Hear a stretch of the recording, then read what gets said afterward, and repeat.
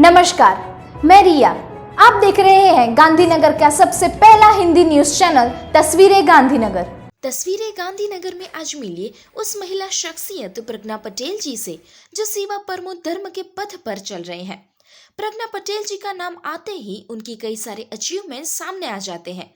वे एक सरकारी ओहदे पर अधिकारी रह चुके हैं, साहित्यकार हैं, पर्वतारोही है, पुस्तक परब द्वारा लोगों को पुस्तक प्रेमी बनाते हैं।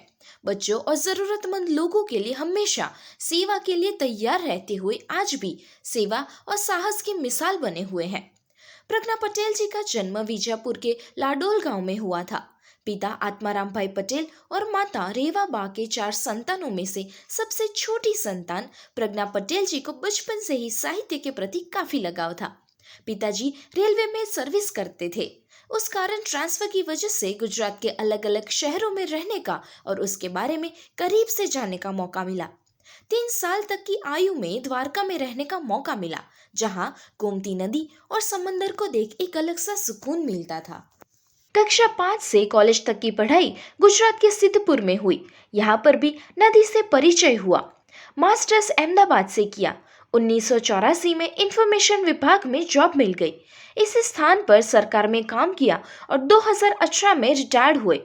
पिता आत्माराम जी के साहित्य के प्रति लगाव के कारण प्रज्ञा पटेल जी को भी बचपन से ही साहित्य और लेखन के प्रति विशेष लगाव था।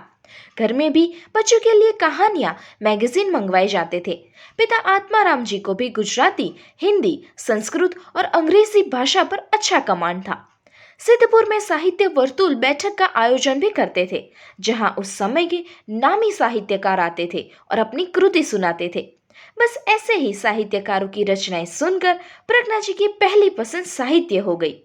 कॉलेज में भी कई एकांकी नाटक लिखे और यही नाटक प्रदर्शित भी हुए। करीब 10 नाटकों का सर्जन किया, जहां चाल सूरज पकड़िए नाट्य संग्रह पब्लिश भी हुआ। बाल साहित्य में भी करीब 16 पुस्तक लिखे, जिनमें ज्वालामुखी बुक्स के रूप में पब्लिश हुए थे। नाटक लिखने के साथ साथ एक्टिंग का भी काफी शौक था, जिसके कारण कॉलेज में ड्रामा एक्ट भी किया। उस वक्त पुरानी रंगभूमि के साथ काम करने का सुनहरा मौका मिला। भवाई, जो कि गुजरात की बहुत ही पुरानी अभिनय कला है, उससे काफी प्रभावित हुए थे। अपने जॉब के साथ साहित्य परिषद में भी बहुत अच्छा काम किया। इससे बड़े बड़े साहित्यकार और सर्जकों से मिलने का मौका मिला। आकाशवाणी में करीब 40 कहानियां प्रस्तुत की गई। दूरदर्शन और प्राइवेट चैनल पर कार्यक्रम और इंटरव्यू पब्लिश किए गए। प्रज्ञा पटेल जी के जीवन में अचानक बदलाव आया जब उनके पिताजी आत्माराम पटेल जी का निधन हुआ। उस वक्त उस हादसे से उभरते हुए वक्त लगा। पहली बार अपना कोई छोड़ गया, ये वाकई जीवन में खलबली मचा गया। और फिर जन्म हुआ आत्मन फाउंडेशन का, जहां हर जगह किसी को मदद करने की चाह जागृत हुई। सबका भला अपना भला और सबका भला तो अपना भला, ऐसा मानने वाले प्रज्ञा पटेल जी ने सेवा यज्ञ शुरू किया, जहां पर जरूरतमंद और बच्चों के लिए काम किया जा रहा है। आत्मन फाउंडेशन की एक सबसे खास एक्टिविटी, हर वैकेशन में बच्चों के लिए 3 दिवसीय शिविर का आयोजन किया जा रहा है। प्रकृति के बीच, पेड़ों के नीचे, पंछियों की चहचहाटों के साथ बच्चों को अलग अलग एक्टिविटीज करवाई जाती है। इस माहौल में भोजन के साथ दोस्ती और एकता का एक वातावरण तैयार करते हैं। गांधीनगर के इतिहास में सबसे बड़ा बाल मेला खुल जा सिम सिम का सफल आयोजन भी किया गया था। आत्मन फाउंडेशन के साथ युवा चेतना परिसंवाद, महिला युवा कौशल तालीम का भी आयोजन किया गया। गांधीनगर सेक्टर 13 झोपड़पट्टी में पिछले 20 सालों से एजुकेशन का काम कर रहे हैं, जहां कंप्यूटर सिखाया जाता है, साथ में अन्य सब्जेक्ट्स भी सिखाए जाते हैं।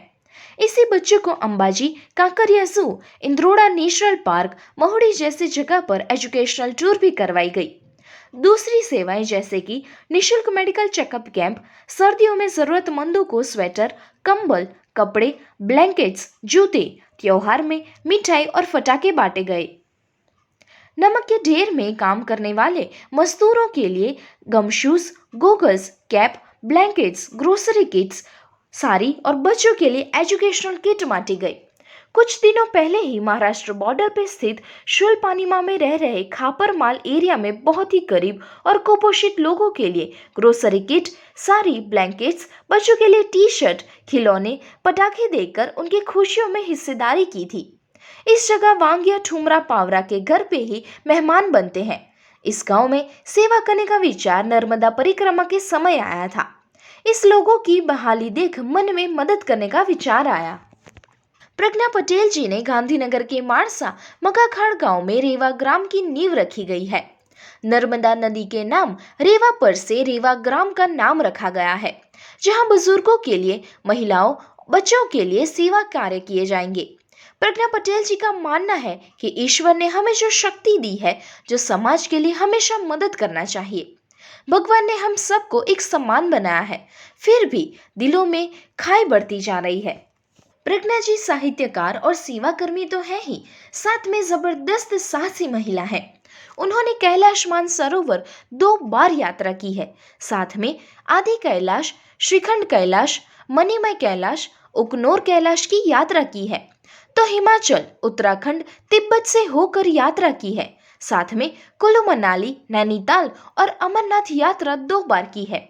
साल 2016 में एवरेस्ट बेस कैंप, चारधाम यात्रा, Swargarohini, valley of flower, Hemkund की यात्रा की है। हरिगिरनार परिक्रमा भी की है।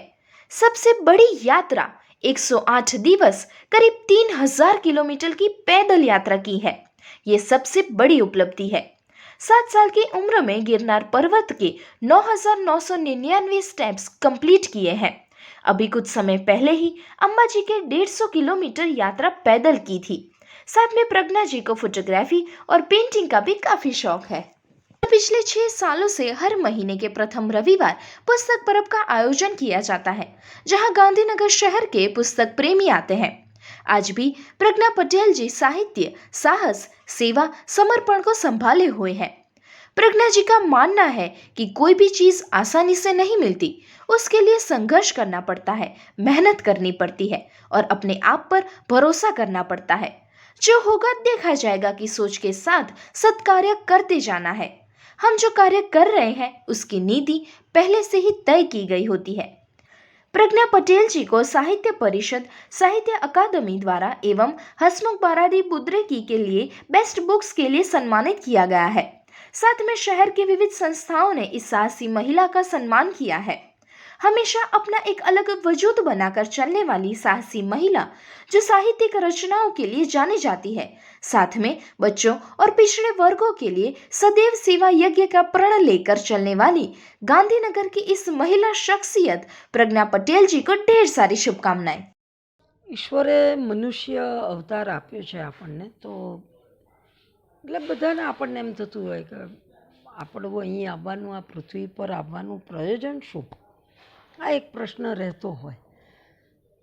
તો એવું થાય કે આપણને જે કંઈ બી સમય, શક્તિ, સામર્થ્ય જે કંઈ બી આપ્યું છે એમાં કદાચ બીજાનો ફાળો તો હોય જ, પણ બીજાના ઘણાના ભાગનું પણ આપણા પાસે હોય એવું પણ ક્યારેક વિચાર આવે. તો એક આ માનવીય અભિગમથી જીવવાનો જો થોડો ઘણો પ્રયત્ન કરીએ અને ભક્તિયોગ અને કર્મયોગ એ બંનેનું એક અનુકૂલન સાધીને, તો મને લાગે છે મારા જીવનનો એ રસ્તો કદાચ એ છે. અને સરળતાથી જીવન આમ જોઈએ તો ખરેખર ખૂબ સુંદર છે, સરળ પણ છે, પણ એટલું બધું સરળ પણ નથી. સુંદર તો છે જ, એ દરેક તબક્કે, દરેક સંજોગોમાં જીવન ખૂબ સુંદર છે, પણ ખૂબ સરળતાથી બધું જ મળી જાય એવું પણ શક્ય નથી હોતું. હું મારા વિશે ક્યારેક વિચારું તો એવું થાય કે આમ જીવનમાં કોઈ એવા સંઘર્ષો નથી કર્યા, પણ છતાં સાવ સરળતાથી, સાવ ઇઝીલી જે કંઈ મળ્યું છે એ બધું કંઈ સાવ સરળતાથી ઇઝીલી નથી મળ્યું. ખૂબ પ્રયત્નો એ કરવા પડે છે. પ્રયત્નો એટલે મહેનત કરવી પડી છે, મથામણ કરવી પડી છે, એની પાછળ ભોગ આપવો પડ્યો છે, સંઘર્ષો કરવા પડ્યા છે. એટલે એ યાત્રા પ્રવાસ હોય, લેખનની વાત હોય કે આ સેવા પ્રવૃત્તિઓની આટલા વર્ષોથી જે કામગીરી કરતા હોઈએ એ બધી વાત હોય કે સમાજ સાથે જે સંકળાયેલા છીએ, પરિવાર સાથે સંકળાયેલા છીએ, જે કે બી, એટલે એ નોકરીનો તબક્કો હોય તો એ પણ હોય. તો આ દરેક તબક્કે સંઘર્ષો પણ આવ્યા છે, એવું નથી. પણ જો આપણી ભાવના સારી હોય, આપણી પોતાની શ્રદ્ધા હોય અને જાતમાં એક શ્રદ્ધા હોય, આત્મબળ હોય, તો મને લાગે છે સંઘર્ષો, પ્રશ્નો, મુશ્કેલીઓ એ બધાને પણ આપણે સારી રીતે એને સમજીને એમાંથી પાર ઉતરી શકતા હોઈએ એવું બને. એટલે મથામણો તો હજી મથામણ આ જિંદગીની ચાલુ જ છે એવું મને લાગે છે. એટલે ઈશ્વરે શું નિર્માણ કર્યું છે અથવા એનો હેતુ ને એનો ધ્યેય શું છે અથવા તો એનો ગોલ શું છે તે સમજવા માટેની આખી બધી એક પ્રક્રિયાનો ભાગ હોય. આનંદ આવે છે. બીજું જીવવાનો ગમે એવા કપરામાં કપરા સંજોગો હોય પણ આનંદ તો મહત્ત્વનો છે. એટલે કોઈ પણ વિકટ પરિસ્થિતિમાં તમે હળવા રહી શકો, તમે હસી શકો, એ પણ એક મોટી સાધના પ્રયત્ન રહ્યો છે.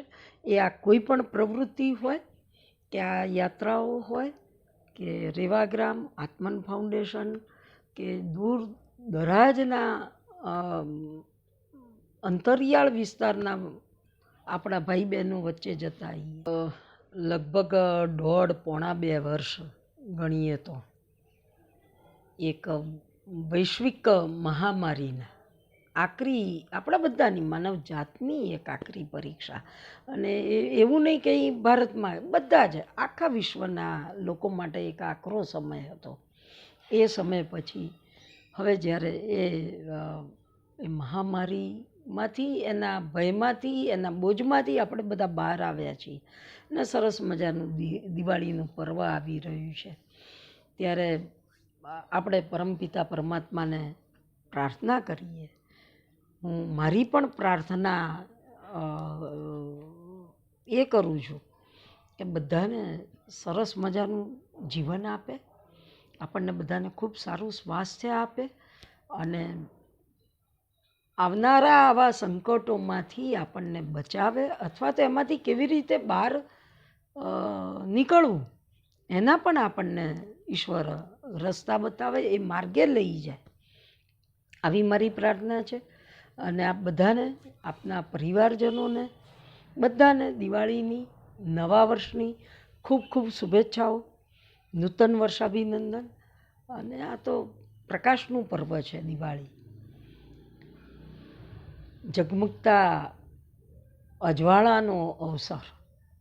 તો આપ બધાના, આપણા બધાના જીવનમાં પણ આવા નવા અજવાશ આવે અને નવા વર્ષના સૂર્યના સરસ મજાના કિરણો જીવનમાં નવો ઉત્સાહ, આનંદ એ પ્રસરાવે એવી ઈશ્વરને પ્રાર્થના. તમારા બધા માટે શુભેચ્છા. नमस्ते. तस्वीरें गांधीनगर में जानकारी देने के लिए 8401088677 पर व्हाट्सएप या कॉल कर सकते हैं. लाइक करें, शेयर करें, सब्सक्राइब करें और देखते रहिए गांधीनगर का पहला हिंदी न्यूज चैनल तस्वीरें गांधीनगर.